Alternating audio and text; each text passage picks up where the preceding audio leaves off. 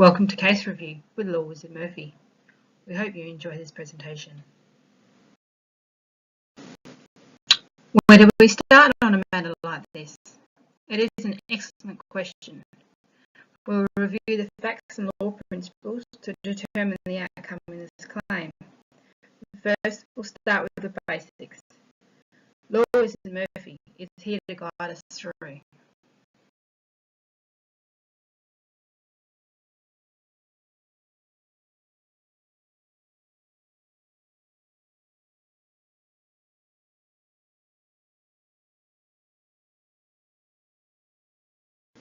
The basics. The person suing is a plaintiff, in this case, Joletta. The person defending themselves against a claim is the defendant, in this case, Food Plus Limited. Joletta, the plaintiff, is seeking action against Food Plus Limited for negligence after slipping on ice cream at the defendant's grocery store. She suffered a broken spine that required hospitalisation for 7 weeks. Joletta was previously a heroin addict, however had overcome her addiction and was working casually as a supermarket assistant and was completing the final year of a TAFE bookkeeping course. While she was in hospital, she was given morphine for the pain. On her release, she was still in pain and sought out a previous drug dealer to see if they could supply morphine. However, they couldn't and ended up supplying heroin, which unfortunately became her heroin addiction again.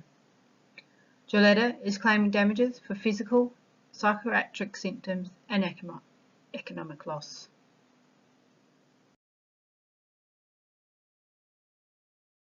There are 3 elements of a negligence action. 1. Duty of care. 2. Breach of duty. And finally, damage. In this matter, we are only concerned with the damage as it has already been established that Food Plus breached the duty of care to the plaintiff. The damage element is then broken down to 4 stages. Stage 1, what is the harm or damage? Stage 2, is the harm and damage compensatable at law? Stage 3, factual causation. And Stage 4, scope of liability. What is the harm or damage? Law Wizard Murphy reminds us to remember the background information. The plaintiff, Joletta, slipped on ice cream at the defendant's shop and suffered a broken spine. From this injury, the plaintiff is claiming physical, psychiatric and economic loss. Stage 1, satisfied. Is a harm, damage, compensatable at law? The law recognises person injury, property damage, psychiatric injury and economic loss. Now, in order for a negligent case, the damage must have had occurred, as it was found in Ken & Good, Pty, Ltd versus MG, ICA. Joletta is claiming for physical and psychiatric issues, as well as damages for economic loss arising from cost of medical treatment, lost wages, the cost of purchasing heroin, and loss of future earning capacity. Stage 2 is satisfied, except for the claim for future earning capacity, as it's outside the scope of the negligence action, as it was found in the case. Just checking, you're still paying attention. We haven't lost you yet. It's the fun stuff next. Stage 3, factual causation. The plaintiff must show that the harm or damage was caused by the defendant's breach of duty. In the Civil Liability Act 2002, WA, Section 5C, 1A, states that the fault was a necessary condition of the occurrence of harm. In other words, the defendant's breach of the duty was a direct cause of the damage. The burden of the proof is on the plaintiff to establish a causal link between the breach and the damage. In the event the courts can't make a judgment if the breach was the cause for the damage, common law tests would be used to determine the outcome. The but-for or the necessary condition test. The test is used to determine if a particular act or omission played an occurrence in the event. The but-for test is asked on the balance of probabilities. The case for this is Pledge versus Road and Traffic Authority. For the balance of probabilities, it is asked, would the plaintiff have suffered the damage if not for the defendant's negligence? For psychiatric issues, the damage for psychiatric, the law will not recognise grief, general anxiety, frustration or emotional upset, as it was found in Leonard versus Pollock.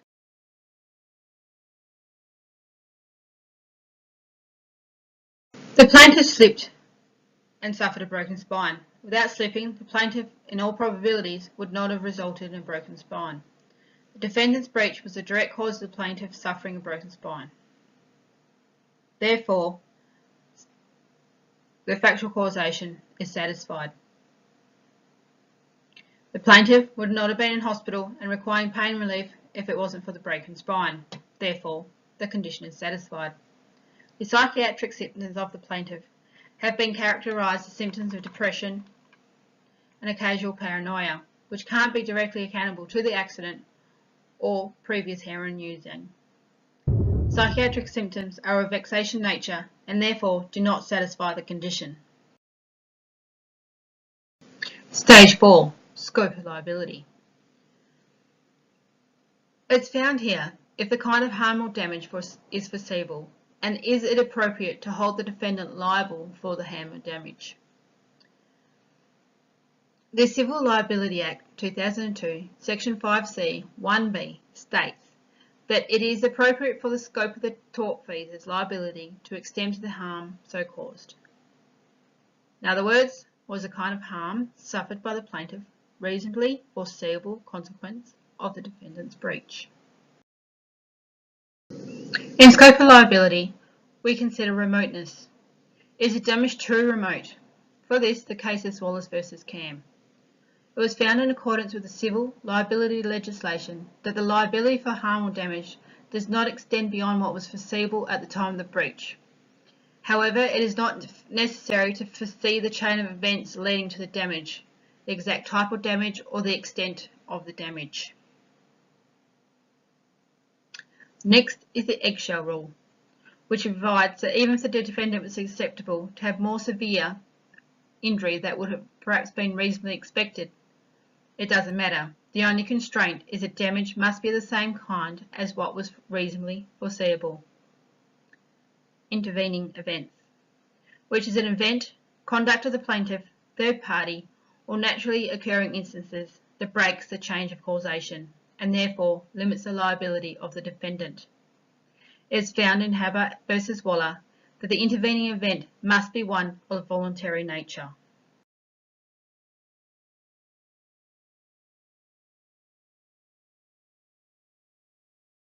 To summarise, for the scope of liability, the plaintiff suffered a broken spine due to slipping in the defendant's store. The scope of liability would be with the defendant, as if it wasn't for the breach of duty, then this would not have happened. 2. The morphine addiction. Joletta was given morphine for the pain in hospital, and then she sought morphine from an illegal source. They could not provide her with morphine, and instead supplied her with heroin, which then she became addicted to. If the breach of duty by the defendant hadn't occurred, Joletta wouldn't have been seeking pain relief. Now we know from the previous matters that the intervening act must be of free will. Given that Joletta was in pain from the accident, it would be found that seeking out morphine was one of an involuntary nature, and therefore could not hold the plaintiff accountable. It also could be found that the contact for the morphine heroin took advantage of a party, so depending on other evidence, there was an intervening act by a third party, therefore limiting the scope of liability of the defendant. Joletta's psychiatric symptoms are not ones allowed for under factual causation and therefore has no ground for the damage claim. Economic loss.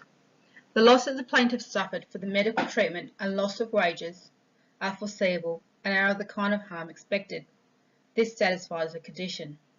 The economic loss of the procurement of heroin is not satisfied as it is one due to an intervening act of a third party which broke the scope of liability and also is of an illegal nature.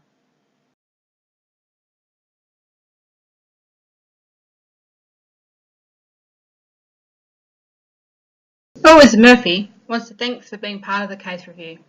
It's time for more of this and that. Signing off for now, Law Wizard Murphy.